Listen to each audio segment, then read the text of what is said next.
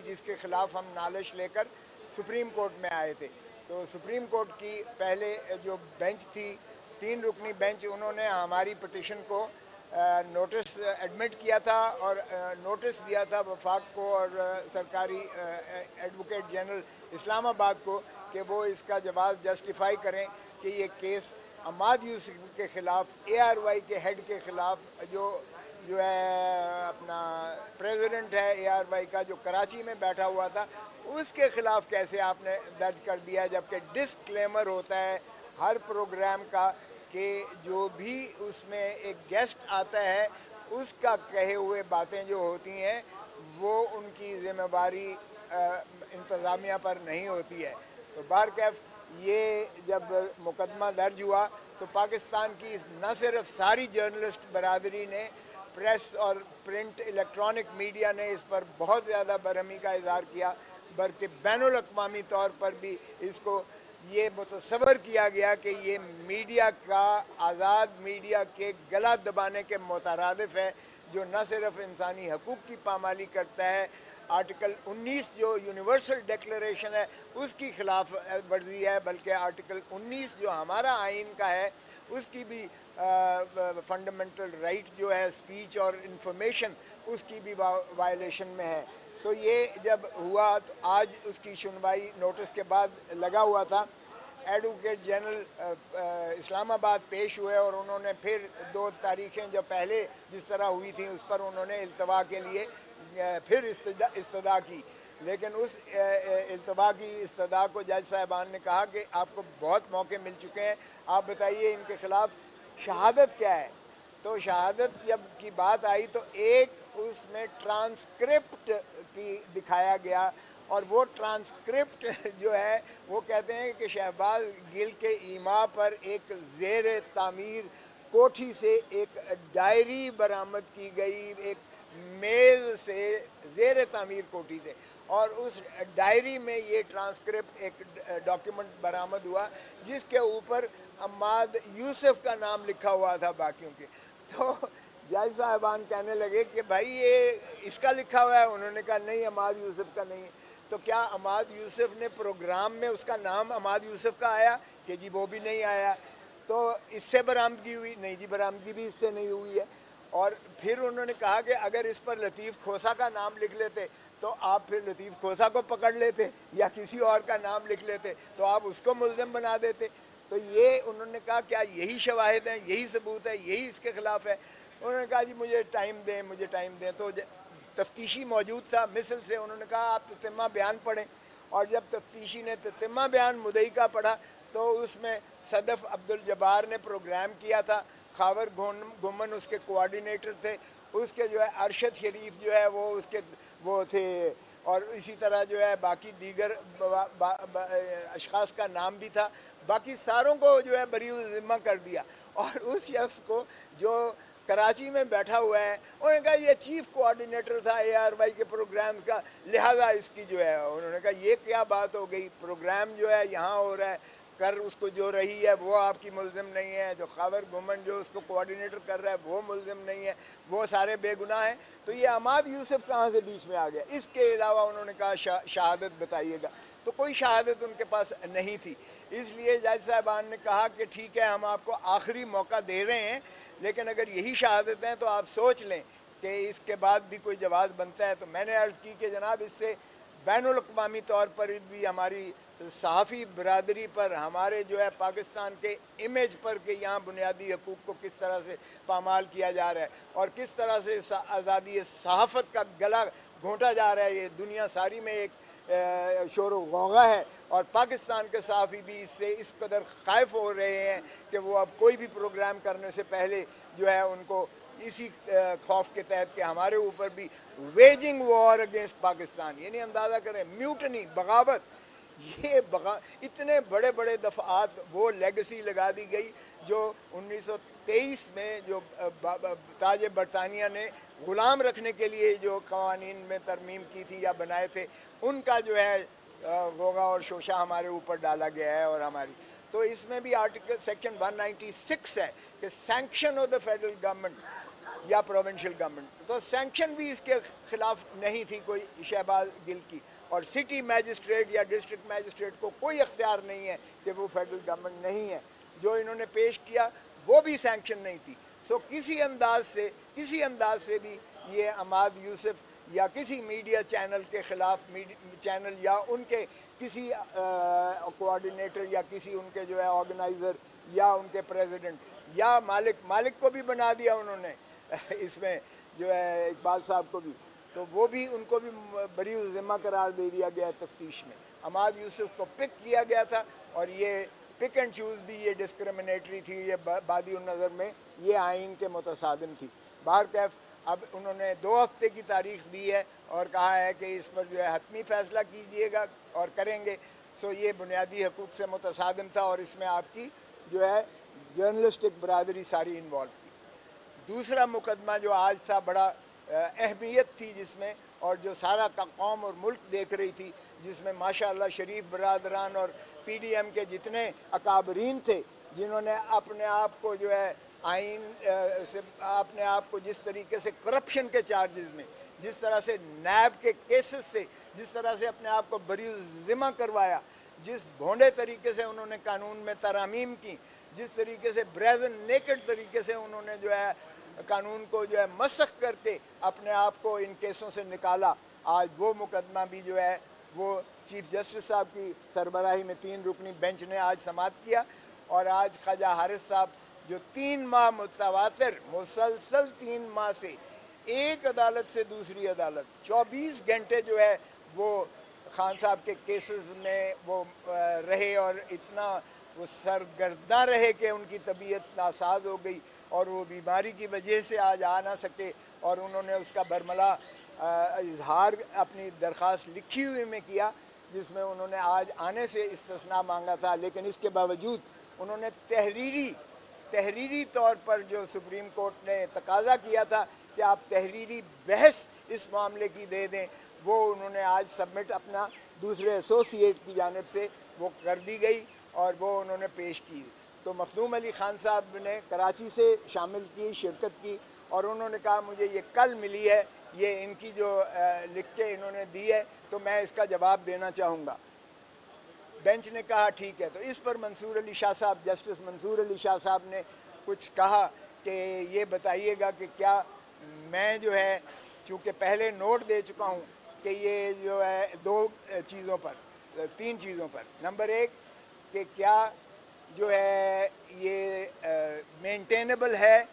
اور میری نظر میں مینٹینیبل نہیں ہے, بلکہ باقی 2 جج صاحبان نے کہا مینٹینیبل ہے, تو بھائی میجورٹی ظاہر ہے وہ کیس آگے چلتا رہا. دوسرا انہوں نے کہا کہ میں نے جو آرمی ایکٹ والے کیس میں میں نے یہ لکھا کہ مناسب ہوگا کہ پہلے اس کا practice and procedure of supreme court rules کا, جس میں بینچ کی تشکیل پر 3 سینئر ججز کی بات کی گئی ہے, اس کا پہلے فیصلہ کیا جائے, اور تب جو ہے بعد میں پروسیڈ ہو, کیونکہ پھر بینچ کی کمپوزیشن جو ہے شاید مختلف ہو جائے. تو انہوں نے کہا ایک بات. دوسری بات یہ ہے کہ کیا میری اس آبزرویشن کے بعد جو میں نے نوٹس دیا ہے کیا یہ بینچ کو آگے پروسیڈ کرنا چاہیے. اور تیسرا انہوں نے کہا کہ اگر یہ فیصلہ ہو بھی جاتا ہے تو کیا فل کورٹ کو سننا مناسب ہوگا, یا 5 اور 5 ججز سنیں, جس طرح پہلے کیسز میں جو جتنے اہم کیسز تھے اس میں لارجر بینچ سنتی رہی ہے, تو کیا اس کے باوجود جو ہے اس بینچ کو جو ہے سننا چاہیے. تو چیف جسٹس صاحب نے کہا کہ ٹھیک ہے, یہ ہم آپس میں بیٹھ کے فیصلہ کریں گے, اس کیس کو ہم جاننا چاہتے ہیں. اگرچہ مخدوم علی خان صاحب سے جب ان کی رائے لی گئی تو انہوں نے بھی کہا کہ ان کے نوٹ کی اہمیت ہے, مگر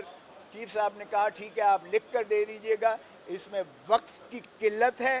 اور میں یہ بوجھ اپنے سر پر نہیں لے کے جانا چاہتا کہ ہم 1 سال سے 2022 سے اس کیس کو سن رہے ہیں, اور سننے کے بعد چونکہ میری ریٹائرمنٹ قریب ہے, میں نہیں چاہتا کہ اس کو انڈیسائیڈڈ چھوڑ کے جاؤں, اور میں چاہتا ہوں کہ یہ ایک اہم کیس ہے اور اس کا فیصلہ جو ہے یکسو ہونا چاہیے. سو اس لیے انہوں نے یہ عزم کا اظہار کیا کہ 1 ہفتے کی انہیں ٹائم دیا ہے, یہ سوموار چھوڑ کے اگلے سوموار کو رکھا ہے. انہوں نے دونوں فریقین کو کہا ہے کہ آپ مزید تحریری اپنا جو ہے جواب دے دیجئے گا, اور اس کیس کو ہم فیصلہ کر کے جائیں گے. سو یہ کسی کی غلط فہمی ہو اگر کہ یہ لمبو میں چھوڑ جائیں گے یا اس کو تھو کھاتے میں ہو جائے گا, تو ایسا نہیں ہونے جا رہا. انشاءاللہ چیف جسٹس ہمیں یہ عمر عطا بندیال چیف جسٹس تاریخ میں یاد رکھے جائیں گے. یہ جتنے نفیس شخص ہیں, جتنے یہ وزادار ہیں, اور جتنا یہ قوم اور ملک کا درد رکھتے ہیں, جتنا ان ایشوز کو وہ سمجھتے ہیں کہ یہ پاکستان کے بنیادی حقوق سے اگر کوئی متصادم ہے اور عوام کے حقوق پر جو ہے غاصبانہ یہ عمل ہے, تو وہ انشاءاللہ اس کا تدارک کر کے جائیں گے. اور عوام دیکھے گی, انشاءاللہ دیکھے گی کہ جو ہے جس طرح سے انہوں نے اپنے کیسز کو دفن کر کے بند کیا ہے, قانون کو ترمیم کر کے, اور قانون کو اپنے ذات کے لیے انہوں نے مفاد کے استعمال کیا ہے مفاد عامہ کی بجائے. جو قانون اس حکومت نے 16 مہینے میں بنائے ہیں, ایک بھی مفاد عامہ کے لیے نہیں ہے, ایک بھی پبلک کے بینیفٹ میں نہیں ہے. ایک قانون سازی ایسی نہیں ہے جو عوام الناس کو کوئی فائدہ دیتی ہو. انہوں نے ذات کو فائدے پہنچائے ہیں, اپنے جو ہے کرپشن کے کیسز کو انہوں نے بند کیا ہے. انہوں نے 16 ارب کے مقصود چپڑاسی والے کیسز انہوں نے دفن کیے ہیں, بند کیے ہیں. انہوں نے ایسٹس والے کیسز بند کیے ہیں, اور اس جج کو MP1 کی جو ہے ہائیسٹ پوسٹ فیڈرل گورنمنٹ میں دی ہے, جو ریٹائرمنٹ کے بعد اس کو یہ انعام دیا ہے, اور جس نے عمران خان کو سزا دی ہے اس کو اگلے دن ہی لندن پہنچایا ہے, اور وہ ماشاءاللہ سپریمو کے ساتھ ملاقات کرتا ہوا دیکھا گیا ہے, اور وہ اپنی وصولیاں کر رہا ہے. تو اگر اس قسم کی جوڈیشل جو ہے یہ ہمارے ڈاکے مارے جاتے ہیں, پاکستان کے عوام کے جیبوں پر مارے جاتے ہیں, تو یہ نہ کوئی قانون جو ہے اس کو کا جواز بنتا ہے. اور انشاءاللہ عدالتیں جو ہے بنیادی حقوق کا تحفظ کریں گی, آئین کی پاسداری کریں گی, اور ہمیں یہی یقین ہے کہ رول آف لا اس ملک میں پریویل کرے گا, اور عوام کو جو ہے جمہور کو اپنا جمہوری حق ملے گا. سر یہ بتائیے گا کہ کل الیکشن کمیشن نے 90 دن میں انتخابات نہ کرانے کا اعلان کرتے ہوئے کہا ہے کہ نئی حلقہ بندیاں ہوں گی, تو سر اس پروسیس میں آپ کیا سمجھتے ہیں؟ 90 دن میں الیکشن نہیں ہو رہے, 224 آرٹیکل 90 دن کا کہہ رہا ہے, دوسرا 51(5) کہہ رہا ہے کہ حلقہ بندیوں کے تحت الیکشن کروانا, تو سر اب قانون کہاں پہ کھڑا ہے؟ دیکھیں, میری پارٹی پاکستان پیپلز پارٹی بڑی کلیئر ہے اس پر. 90 دن سے متجاوز الیکشنز کا کوئی آئینی جواز نہیں ہے. اس لیے ہمارے تو کل آپ نے سن لیا اسپوکس مین پیپلز پارٹی کا کہ یہ 90 دن کے اندر ہی الیکشنز ہونے چاہیے. اب ایک شخص سابقہ وزیر اعظم اگر کہتا ہے کہ میں اسٹیبلشمنٹ کا 30 سال سے میں ان کا آنکھ کا تارا ہوں, اگر وہ کسی اور کے اشارے پر چل کر یہ جو ہے اس طرح کی طوالت کرتا ہے, الیکٹورل پروسیس کو اس طرح سے دفن کرتا ہے جس طرح پہلے کیا گیا. پنجاب کا الیکشن 90 دن کے اندر نہیں کروایا گیا, KPK کا الیکشن نہیں کروایا گیا, اور سرزمین بے آئین بنایا گیا ہے پاکستان کو. تو میرا نہیں خیال کہ یہ جو ہے اس طرح سے یہ الیکشن کمیشن کا یہ اعلان کسی انداز سے کسی طور پر بھی آئین کے کسوٹی پر یہ اترتا ہے. یہ ہیلے بہانے بند کر دیں. یہ اب کہتے ہیں کہ جی ہم یہ 14 دسمبر تک یہ پروسیس جو ہے مکمل کر لیں گے, یہ حلقہ بندیاں کر لیں گے, اور اس کے بعد ہم جو ہے ان کو الیکشن شیڈیول دیں گے جو کہ 56 دن پر محیط ہے. اور یہ الیکشن فیبری کے وسط سے لے کر مارچ 2024 فیبری 2024 سے مارچ 2024 کے درمیان میں الیکشنز ہوں گے. تو اس کا کوئی جواز جسٹیفیکیشن آئین میں اس کا نہیں بنتا ہے. پھر آئین میں یہ ان کو توسیع آ کے سپریم کورٹ میں لیں گے. اب مجھے نہیں پتا کہ چیف الیکشن کمشنر صاحب چیف جسٹس آف پاکستان سے ملاقات کر کے گئے ہیں, یہ مجھے نہیں پتا کہ اس میں کیا انہوں نے اپنی معروضات دی ہیں اور چیف جسٹس صاحب نے کیا ہدایات دی ہیں. لیکن جو جوڈیشل ورڈکٹس ہیں, جوڈیشل ورڈکٹ سپریم کورٹ کے دونوں مرتبہ سپریم کورٹ نے پہلے کہا کہ آپ پر لازم اور واجب ہے کہ 90 دن میں کریں, اگرچہ تھوڑا سا توسیع دی گئی اور 14 مئی کا الیکشنز کا حکم دیا, اور پھر الیکشن کمیشن آف پاکستان کی نظر ثانی کی درخواست کو خارج کرتے ہوئے بڑا واضح طور پر سپریم کورٹ نے لکھا کہ یہ الیکشن کمیشن آف پاکستان نے आइन से मावरा जो इकदामात किए हैं ये आइन को तोड़ने के मुतरादिफ है, और इसलिए उन्होंने फिर अपना जो है हुक्म को रेस्टोर किया। अब मैं तवक्को करता हूं कि सुप्रीम कोर्ट अपने उस हुक्म की, अगरचे अमल नहीं हो सका, लेकिन उसकी अमलदारी में तौहीन अदालत का इर्तिकाब जिन जिन ने किया है उनको करार वाक़ई सजा भी दे और उनको नाअहल करे ताकि वो फिर चोर दरवाजे से अपनी ताकत के बलबूते पर लूटी हुई दौलत के जरिए वो फिर पाकिस्तान के जो है हुक्मरानी में ना आ जाएं। 16 महीने में जो इस मुल्क की बर्बादी की है, क्या वो दोबारा चाहते हैं इनाम के तौर पर वो आएं और फिर लुटो ते फुटो लूटो? पहले उसको साफ करो स्लेट को, और फिर उसके बाद आओ और फिर नए सिरे से जो है अपना आप को जो है मुतमव्वल करके आवाम के वोटों या जिसके भी कंधों पर चढ़ के आए इक़्तिदार में और फिर इस मुल्क को लूटें। तो ये मेरा नहीं ख्याल कि वो आवाम को फेस भी कर सकते हैं। ज़रा इलेक्शन में जाकर देखें, जमहूर को ज़रा जाकर देखें। जमहूर को इन्होंने मार दिया है। जो बिजली की, जो तेल की, जो गैस की महंगाई कर दी है इन्होंने, जिससे सारे का सारा जो है आपकी जो है अफरात ज़र इस कदर बढ़ गई है कि अब तेल जो है 300 रुपए पर लीटर पे जा रहा है और 310 रुपए पे डॉलर चला गया है। और जो इन्होंने हालत कर दी है, 17,000 अरब रुपया, 17,500 अरब रुपया पाकिस्तान को मकरूज करके हमारी 3 नस्लों को ये कर्ज के नीचे दबा के गए हैं, दफन करके गए हैं। अल्लाह इनसे पूछेगा और अवाम पूछेगी। जी सर।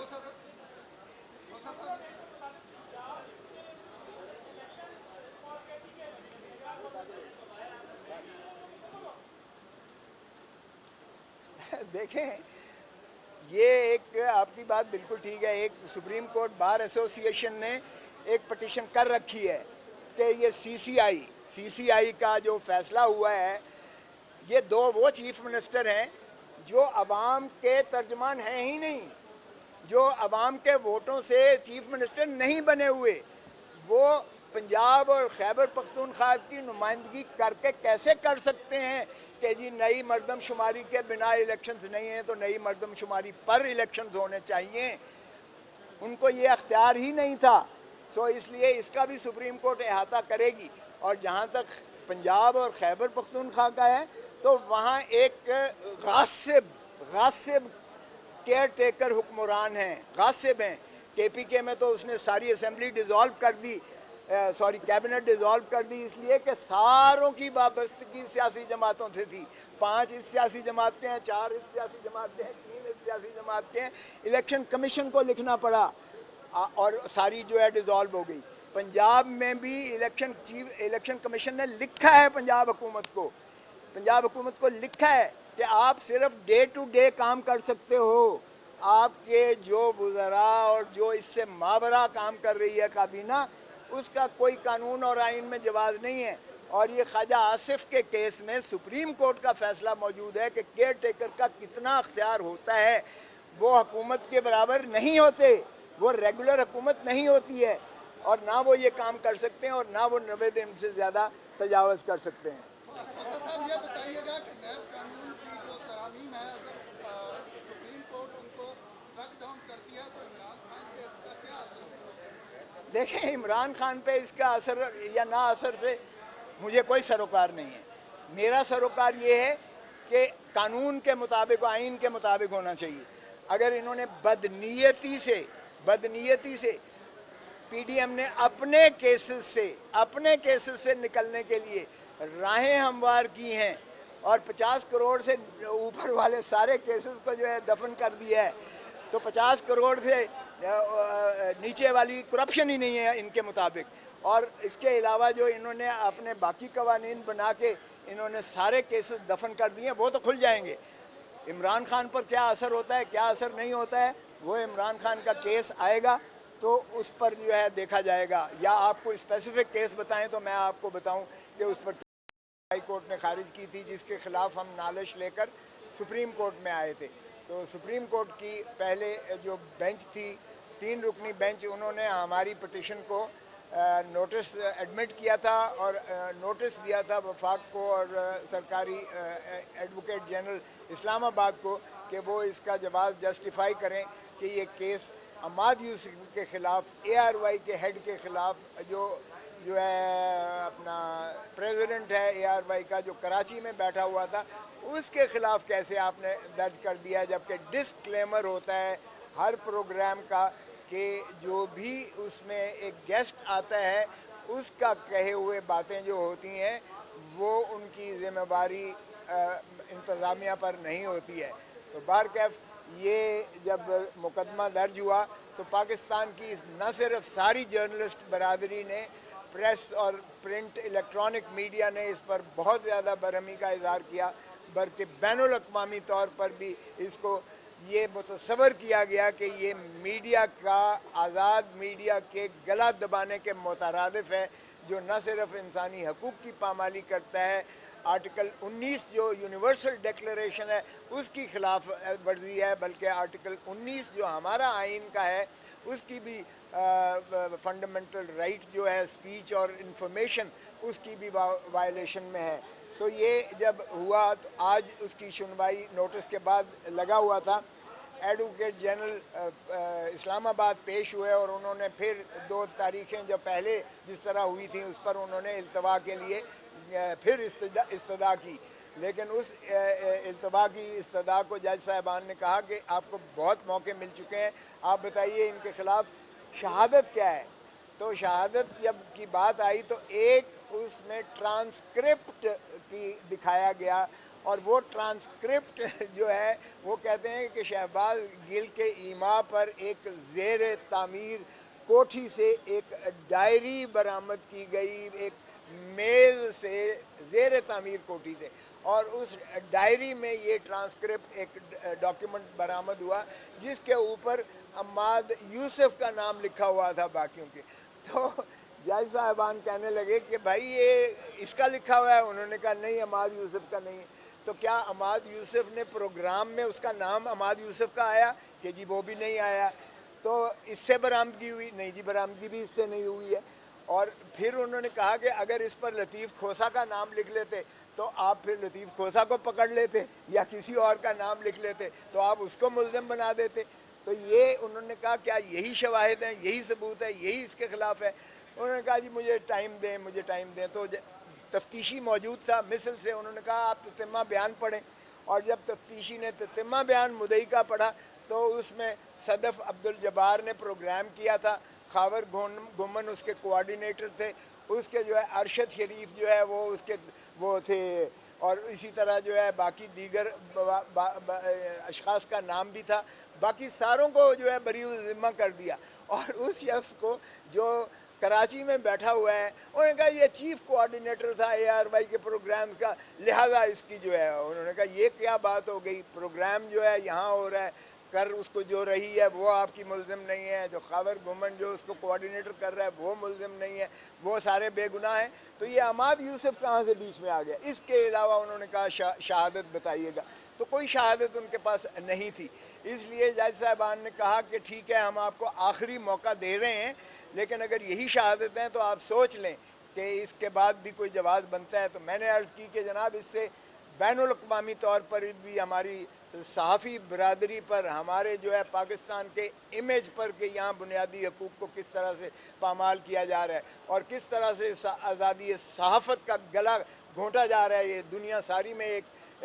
شور و غوغا ہے، اور پاکستان کے صحافی بھی اس سے اس قدر خائف ہو رہے ہیں کہ وہ اب کوئی بھی پروگرام کرنے سے پہلے جو ہے ان کو اسی خوف کے تحت کہ ہمارے اوپر بھی ویجنگ وار اگینسٹ پاکستان، یعنی اندازہ کریں میوٹنی، بغاوت، یہ اتنے بڑے بڑے دفعات وہ لیگسی لگا دی گئی جو 1923 میں جو تاج برطانیہ نے غلام رکھنے کے لیے جو قوانین میں ترمیم کی تھی یا بنائے تھے، ان کا جو ہے غوغا اور شوشہ ہمارے اوپر ڈالا گیا ہے۔ اور ہماری تو اس میں بھی آرٹیکل سیکشن 196 ہے کہ sanction of the federal government یا پروونشل گورنمنٹ، تو سینکشن بھی اس کے خلاف نہیں تھی کوئی شہباز گل کی، اور سٹی میجسٹریٹ یا ڈسٹرکٹ میجسٹریٹ کو کوئی اختیار نہیں ہے کہ وہ فیڈرل گورنمنٹ نہیں ہے۔ جو انہوں نے پیش کیا وہ بھی سینکشن نہیں تھی۔ سو کسی انداز سے بھی یہ عماد یوسف یا کسی میڈیا چینل کے خلاف چینل یا ان کے کسی کوآرڈینیٹر یا کسی ان کے جو ہے آرگنائزر یا ان کے پریزیڈنٹ یا مالک کو بھی بنا دیا انہوں نے اس میں جو ہے اقبال صاحب کو بھی، تو وہ بھی ان کو بھی بری ذمہ قرار دے دیا گیا تفتیش میں. عماد یوسف کو پک کیا گیا تھا اور یہ پک اینڈ چوز بھی یہ ڈسکریمنیٹری تھی، یہ بادی النظر میں یہ آئین کے متصادم تھی. بہرکیف اب انہوں نے 2 ہفتے کی تاریخ دی ہے اور کہا ہے کہ اس پر جو ہے حتمی فیصلہ کیجئے گا اور کریں گے. سو یہ بنیادی حقوق سے متصادم تھا اور اس میں آپ کی جو ہے جرنلسٹک برادری ساری انوالو تھی. دوسرا مقدمہ جو آج تھا بڑا اہمیت تھی جس میں، اور جو سارا قوم اور ملک دیکھ رہی تھی، جس میں ماشاءاللہ شریف برادران اور پی ڈی ایم کے جتنے اکابرین تھے جنہوں نے اپنے آپ کو جو ہے آئین سے اپنے آپ کو جس طریقے سے کرپشن کے چارجز میں، جس طرح سے نیب کے کیسز سے جس طرح سے اپنے آپ کو بری ذمہ کروایا، جس بھونڈے طریقے سے انہوں نے قانون میں ترامیم کی، جس طریقے سے بریزن نیکڈ طریقے سے انہوں نے جو ہے قانون کو جو ہے مسخ کر کے اپنے آپ کو ان کیسوں سے نکالا، آج وہ مقدمہ بھی جو ہے وہ چیف جسٹس صاحب کی سربراہی میں 3 رکنی بینچ نے آج سماعت کیا. اور آج خواجہ حارث صاحب جو 3 ماہ متواتر مسلسل 3 ماہ سے ایک عدالت سے دوسری عدالت 24 گھنٹے جو ہے وہ خان صاحب کے کیسز میں وہ رہے اور اتنا وہ سرگرداں رہے کہ ان کی طبیعت ناساز ہو گئی اور وہ بیماری کی وجہ سے آج آ نہ سکے، اور انہوں نے اس کا برملا اظہار اپنی درخواست لکھی ہوئی میں کیا جس میں انہوں نے آج آنے سے استثناء مانگا تھا. لیکن اس کے باوجود انہوں نے تحریری طور پر جو سپریم کورٹ نے تقاضا کیا تھا کہ آپ تحریری بحث اس معاملے کی دے دیں، وہ انہوں نے آج سبمٹ اپنا دوسرے ایسوسیٹ کی جانب سے وہ کر دی گئی اور وہ انہوں نے پیش کی. تو مخدوم علی خان صاحب نے کراچی سے شامل کی، شرکت کی، اور انہوں نے کہا مجھے یہ کل ملی ہے، یہ ان کی جو لکھ کے انہوں نے دی ہے تو میں اس کا جواب دینا چاہوں گا. بینچ نے کہا ٹھیک ہے. تو اس پر منصور علی شاہ صاحب، جسٹس منصور علی شاہ صاحب نے کچھ کہا کہ یہ بتائیے گا کہ کیا میں جو ہے چونکہ پہلے نوٹ دے چکا ہوں کہ یہ جو ہے 3 چیزوں پر. نمبر 1 کہ کیا جو ہے یہ مینٹینیبل ہے، اور میری نظر میں مینٹینیبل نہیں ہے، بلکہ باقی 2 جج صاحبان نے کہا مینٹینیبل ہے، تو بھائی میجورٹی ظاہر ہے وہ کیس آگے چلتا رہا. دوسرا انہوں نے کہا کہ میں نے جو آرمی ایکٹ والے کیس میں میں نے یہ لکھا کہ مناسب ہوگا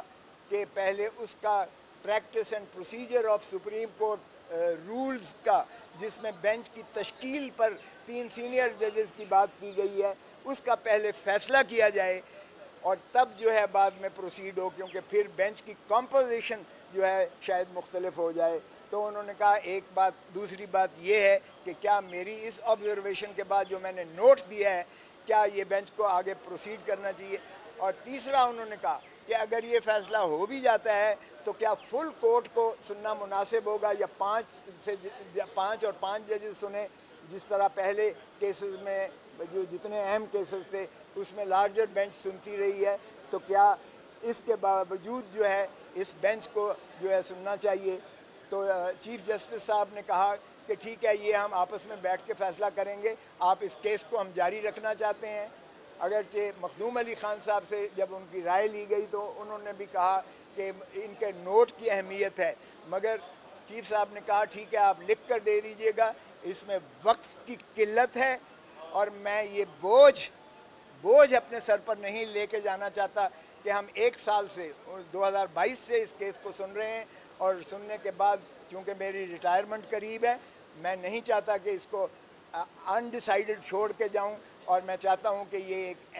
اہم کیس ہے اور اس کا فیصلہ جو ہے یکسو ہونا چاہیے. سو اس لیے انہوں نے یہ عزم کا اظہار کیا کہ 1 ہفتے کی انہیں ٹائم دیا ہے، یہ سوموار چھوڑ کے اگلے سوموار کو رکھا ہے. انہوں نے دونوں فریقین کو کہا ہے کہ آپ مزید تحریری اپنا جو ہے جواب دے دیجئے گا اور اس کیس کو ہم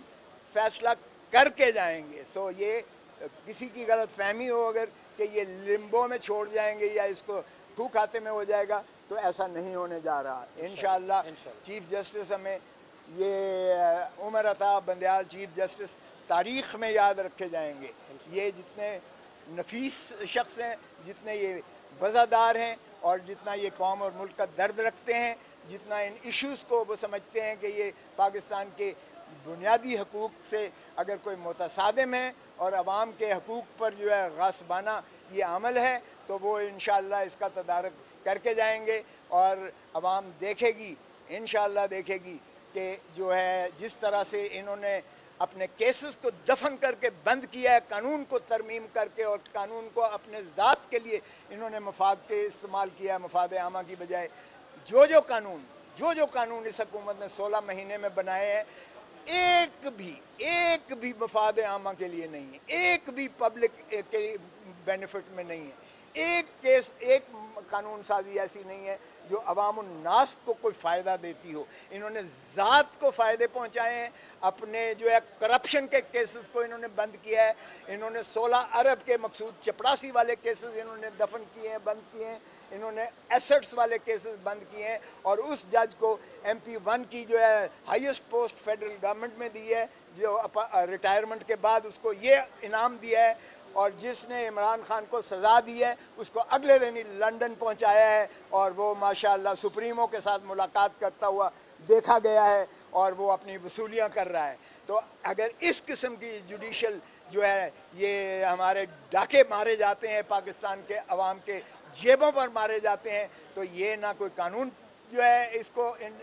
کا جواز بنتا ہے. اور انشاءاللہ عدالتیں جو ہے بنیادی حقوق کا تحفظ کریں گی، آئین کی پاسداری کریں گی، اور ہمیں یہی یقین ہے کہ رول آف لا اس ملک میں پریویل کرے گا، اور عوام کو جو ہے جمہور کو اپنا جمہوری حق ملے گا. سر یہ بتائیے گا کہ کل الیکشن کمیشن نے 90 دن میں انتخابات نہ کرانے کا اعلان کرتے ہوئے کہا ہے کہ نئی حلقہ بندیاں ہوں گی. تو سر اس پروسیس میں آپ کیا سمجھتے ہیں؟ 90 دن میں الیکشن نہیں ہو رہے، 224 آرٹیکل 90 دن کا کہہ رہا ہے، دوسرا 51(5) کہہ رہا ہے کہ حلقہ بندیوں کے تحت الیکشن کروانا. تو سر اب قانون کہاں پہ کھڑا ہے؟ دیکھیں، میری پارٹی پاکستان پیپلز پارٹی بڑی کلیئر ہے اس پر. 90 دن سے متجاوز الیکشنز کا کوئی آئینی جواز نہیں ہے. اس لیے ہمارے تو کل آپ نے سن لیا اسپوکس مین پیپلز پارٹی کا کہ یہ 90 دن کے اندر ہی الیکشنز ہونے چاہیے. اب ایک شخص سابقہ وزیر اعظم اگر کہتا ہے کہ میں اسٹیبلشمنٹ کا 30 سال سے میں ان کا آنکھ کا تارا ہوں، اگر وہ کسی اور کے اشارے پر چل کر یہ جو ہے اس طرح کی طوالت کرتا ہے، الیکٹورل پروسیس کو اس طرح سے دفن کرتا ہے جس طرح پہلے کیا گیا. پنجاب کا الیکشن 90 دن کے اندر نہیں کروایا گیا، KPK کا الیکشن نہیں کروایا گیا، اور سرزمین بے آئین بنایا گیا ہے پاکستان کو. تو میرا نہیں خیال کہ یہ جو ہے اس طرح سے یہ الیکشن کمیشن کا یہ اعلان کسی انداز سے کسی طور پر بھی آئین کے کسوٹی پر یہ اترتا ہے. یہ ہیلے بہانے بند کر دیں. یہ اب کہتے ہیں کہ جی ہم یہ 14 دسمبر تک یہ پروسیس جو ہے مکمل کر لیں گے،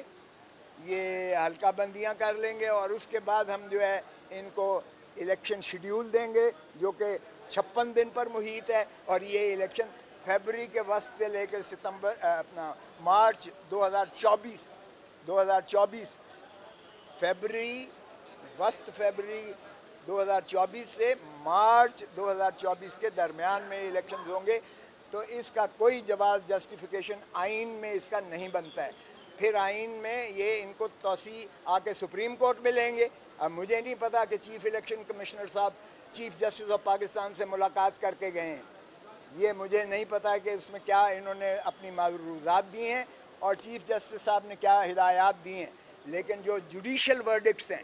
جوڈیشل ورڈکٹ سپریم کورٹ کے دونوں مرتبہ سپریم کورٹ نے پہلے کہا کہ آپ پر لازم اور واجب ہے کہ 90 دن میں کریں، اگرچہ تھوڑا سا توسیع دی گئی اور 14 مئی کا الیکشنز کا حکم دیا. اور پھر الیکشن کمیشن آف پاکستان کی نظر ثانی کی درخواست کو خارج کرتے ہوئے بڑا واضح طور پر سپریم کورٹ نے لکھا کہ یہ الیکشن کمیشن آف پاکستان نے آئین سے ماورا جو اقدامات کیے ہیں یہ آئین کو توڑنے کے مترادف ہے، اور اس لیے انہوں نے پھر اپنا جو ہے حکم کو ریسٹور کیا. اب میں توقع کرتا ہوں کہ سپریم کورٹ اپنے اس حکم کی اگرچہ عمل نہیں ہو سکا لیکن اس کی عملداری میں توہین عدالت کا ارتکاب جن نے کیا ہے ان کو قرار واقع سزا بھی دے اور ان کو نااہل کرے تاکہ وہ پھر چور دروازے سے اپنی طاقت کے بل بوتے پر لوٹی ہوئی دولت کے ذریعے وہ پھر پاکستان کے جو ہے حکمرانی میں نہ آ جائیں. 16 مہینے میں جو اس ملک کی بربادی کی ہے، کیا وہ دوبارہ چاہتے ہیں انعام کے طور پر وہ آئیں اور پھر لٹو پہلے اس کو صاف کرو سلیٹ کو اور پھر اس کے بعد آؤ اور پھر نئے سرے سے جو ہے اپنا آپ کو جو ہے متمول کر کے عوام کے ووٹوں یا جس کے بھی کندھوں پر چڑھ کے آئیں اقتدار میں اور پھر اس ملک کو لوٹیں. تو یہ میرا نہیں خیال کہ وہ عوام کو فیس بھی کر سکتے ہیں. ذرا الیکشن میں جا کر دیکھیں، جمہور کو ذرا جا کر دیکھیں. جمہور کو انہوں نے مار دیا ہے. جو بجلی کی، جو تیل کی، جو گیس کی مہنگائی کر دی ہے انہوں نے، جس سے سارے کا سارا جو ہے آپ کی جو ہے افراط زر اس قدر بڑھ گئی ہے کہ اب تیل جو ہے 300 روپے پر لیٹر پہ جا رہا ہے اور 310 روپے پہ ڈالر چلا گیا ہے. اور جو انہوں نے حالت کر دی ہے